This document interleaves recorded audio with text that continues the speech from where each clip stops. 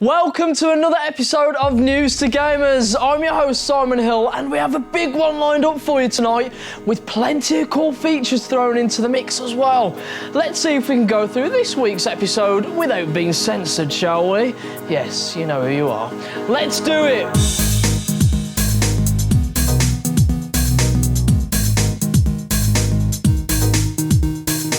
Yes, welcome to another episode of N2G TV. I am mega excited about tonight's show as we have a ton of stuff not just to share with you, but also to give away to one lucky prize winner.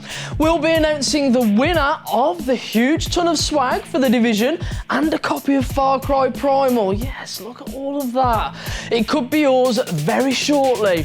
Besides that, we have an awesome respawn tonight where Rich takes a look back at one of the most iconic games that started off one of the most successful franchises in gaming history. So prepare yourselves as we take a look back at a place based on New York City, where all the crime and corruption first kicked off. There's your clue. Leanne is also here and she's fired up to speak to you guys on social media. She'll be checking in on what all the hype is at the moment and what you guys are talking about. No doubt The Division is on that list somewhere. Talking of The Division, that's where we'll be heading for tonight's review as I take a look at how beautiful Times Square looks in this incredible open world MMO/RPG/shooter. Yeah, well done Ubisoft.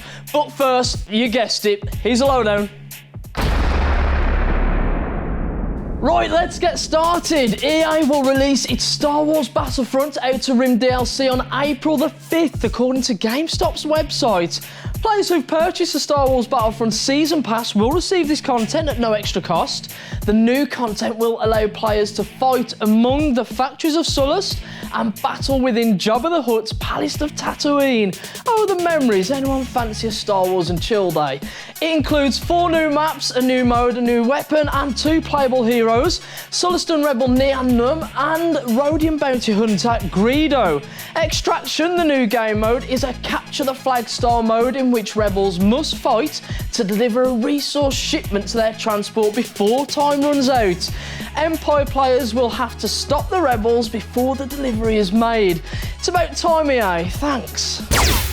Bethesda have released an awesome brand new trailer for their upcoming sci-fi shooter Doom. It showcases the game's brutal, fast-paced multiplayer mode. This will be the first Doom game that has released since 2004. God, I feel old. Like most in the series, Bethesda have said that it will feature relentless demons, massive guns, and fast, fluid movement. Let's have a look. It's huge, epic, brutal, and it looks insanely fun. We're not going to get censored for this one, are we? No? Warning. Right. Play it. Lockdown disengaged.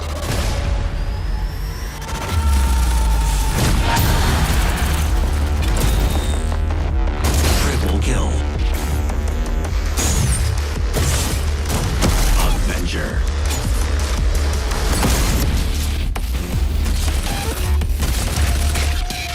Demon Rune spawn.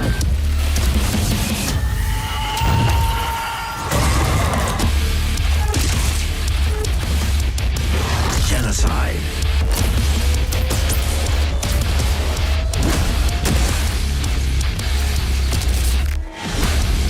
Untouchable.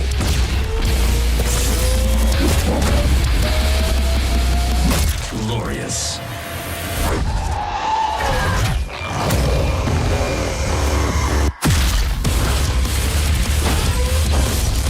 Quad damage.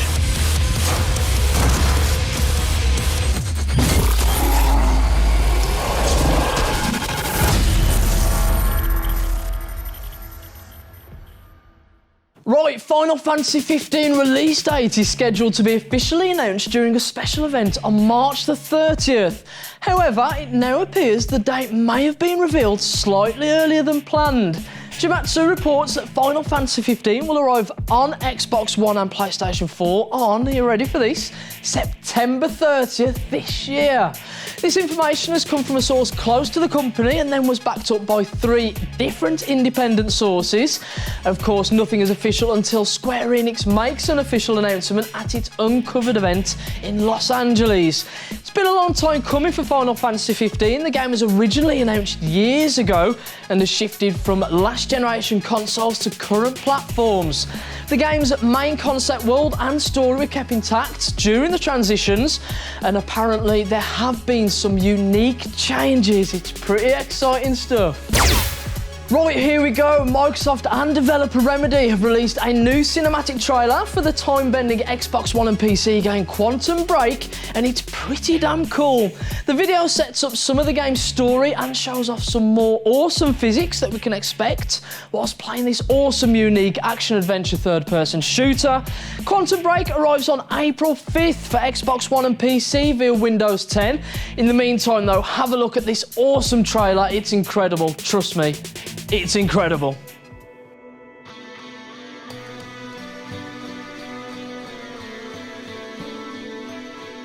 Come as you are, as a friend, as an old enemy. Take your time, hurry up. Choice is yours, don't be late.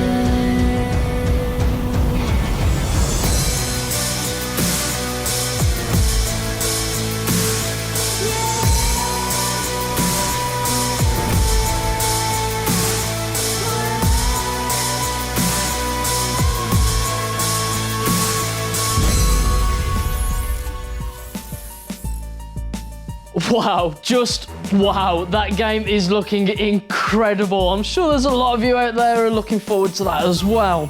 Right, you guys have been busy on social media this week. Yes, I've noticed, I'll read them all. So let's head over to Leanne and see what topics are trending from the gaming world and what you guys have been hyped up about. Leanne, what's going on? Thanks, Simon. We have had loads of you guys out there getting involved and showing your thoughts on this week's hypes and crazes. Well, I am right there with you, adding my excitement into the mix with Gears of War 4. And to be honest, you'll seem just as excited as me. At Googly Owl tweets, at Gears of War, can't wait to get my Lancer out of retirement, hashtag Gears of War 4.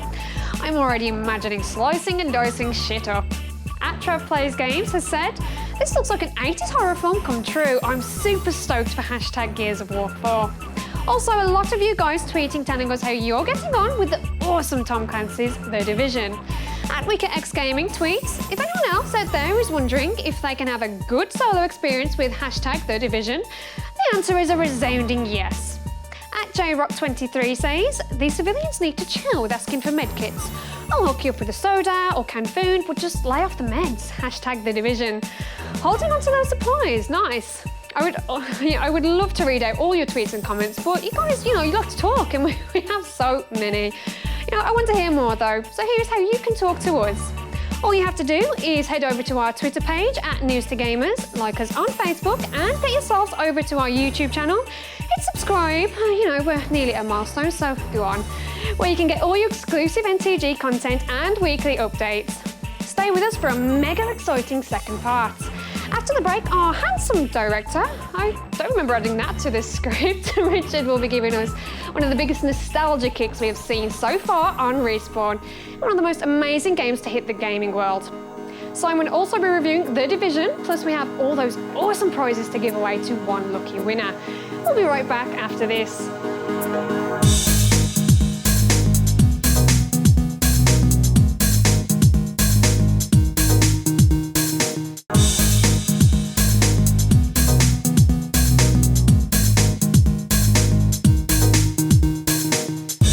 Welcome back to News2Gamers. Right, still to come, I'll be sharing my review on The Division. It's bloody good, trust me.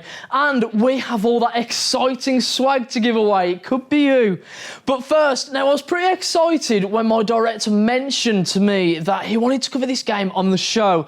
Plus, how popular Respawn has become lately, I thought it'd be the perfect time to relive one of the most memorable games that I had hours and hours of fun with. And it all began in Liberty City.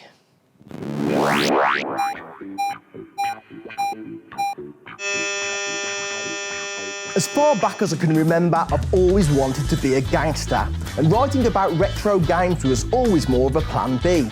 But fortunately, I'm now in a position where I get to fuse these two dreams together and bring you the first ever Grand Theft Auto. This was the game which made me a gamer. Not only because it is one of the few games which features a fellow redhead as its protagonist, but also because it brought a sense of virtual freedom that I personally hadn't witnessed in a game at the tender age of 8. For me, it was a pretty quick jump from Alex Kidd on the Master System to this, and alongside South Park, this game contributed to the premature end of my age of innocence. But frankly, if it's a choice between a naive and fruitful youthful exuberance or stealing cars and maiming pedestrians, then I could only consider myself fortunate to have found GTA when I did. The game follows the same basic dynamic as the modern day 3D versions of the franchise. You play as a 2-bit gangster, or rather 32-bit if you play it on the PS1, and are dropped into a comparatively large open world for the era. You're given the option to choose between a set of missions at your will, picked up either on payphones or entering any random parked cars you see scattered across the map. These missions stay within a fairly narrow range of objectives, usually involving stealing cars, delivering contraband, robbing banks, assassinating people. In fact, I think that pretty much sums it up. One of the main differences here, however, is that the player's success is based on score, and you're not left with the option of retrying missions you fail. The game is also one-shot kill, so as you can imagine, the difficulty level and the frustration evoked is much higher than in the sort of games common today.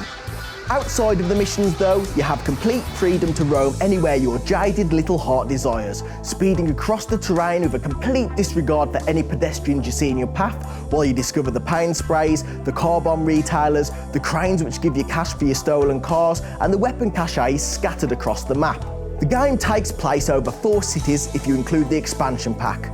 Those packaged in the original game are Liberty City, based on New York, Vice City based on Miami, and San Andreas based on Los Angeles, 3 cities which have all appeared in modern versions of the game. The expansion pack gave you the chance to bring carnage to the mean streets of 1960s London, and is in fact the only Grand Theft Auto to have been set in a non-fiction city.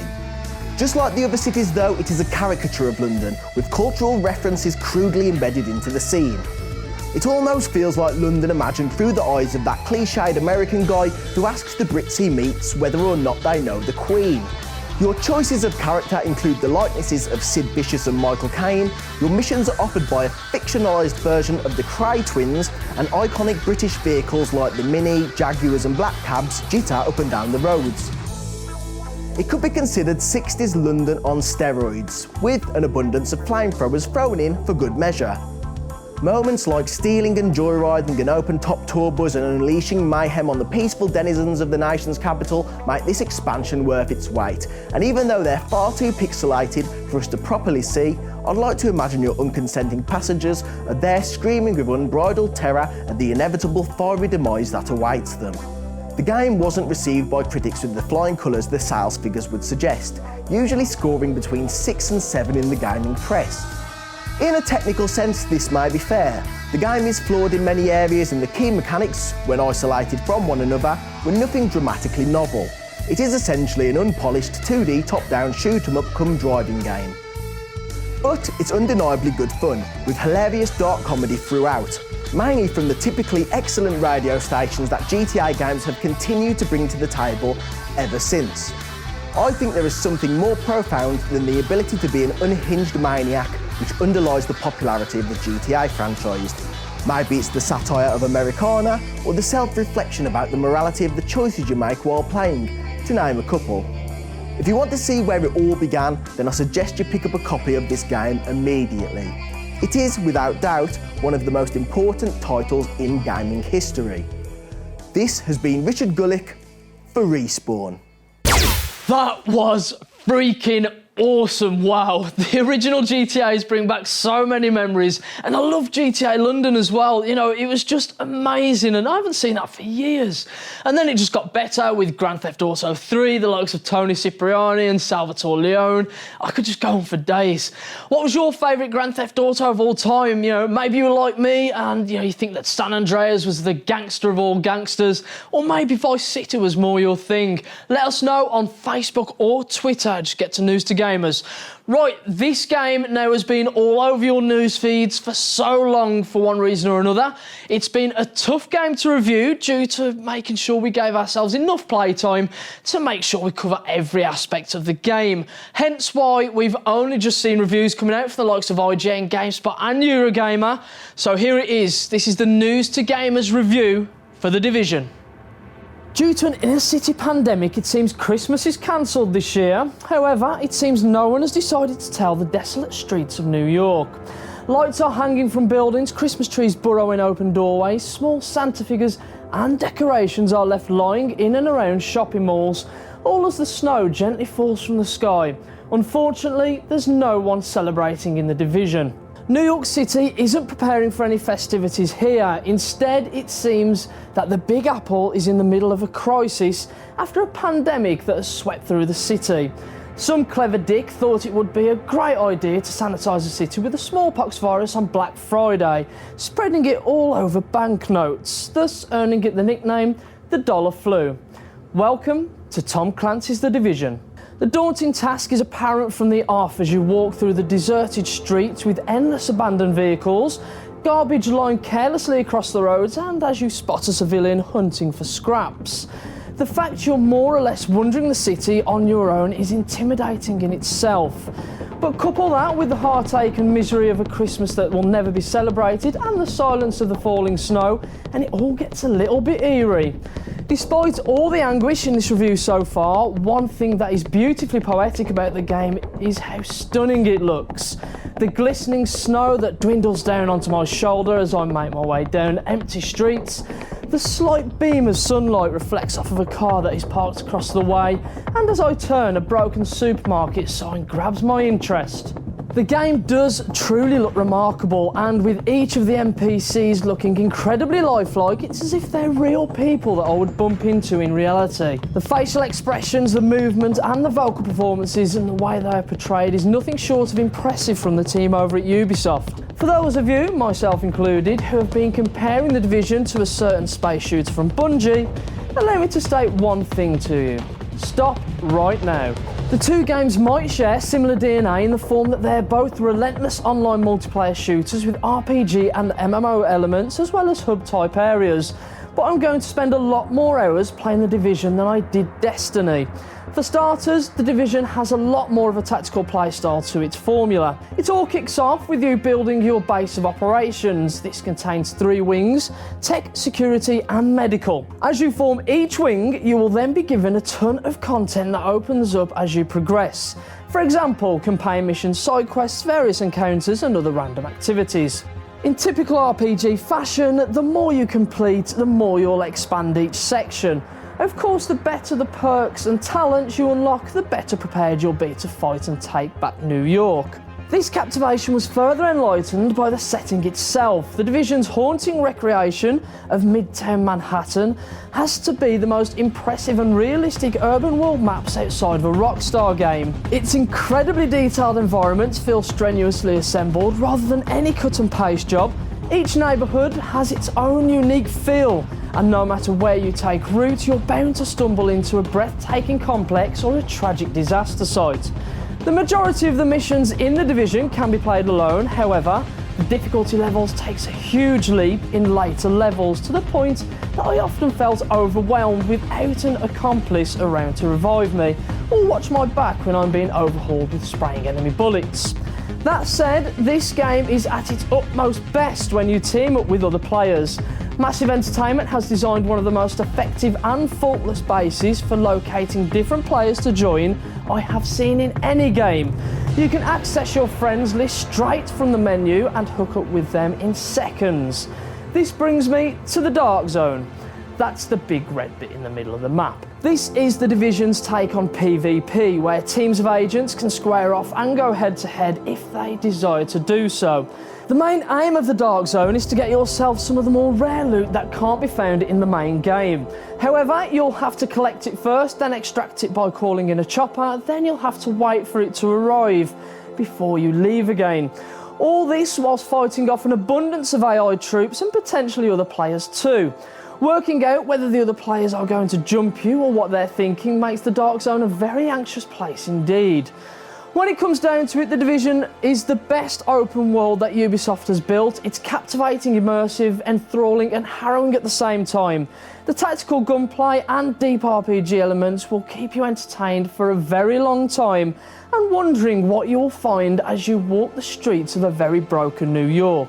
Both tense and thrilling sums up much of my time playing The Division, from its undeniably scintillating missions through exploring its vast and detailed environments to delving deep into the plethora of side missions and wonderful encounters.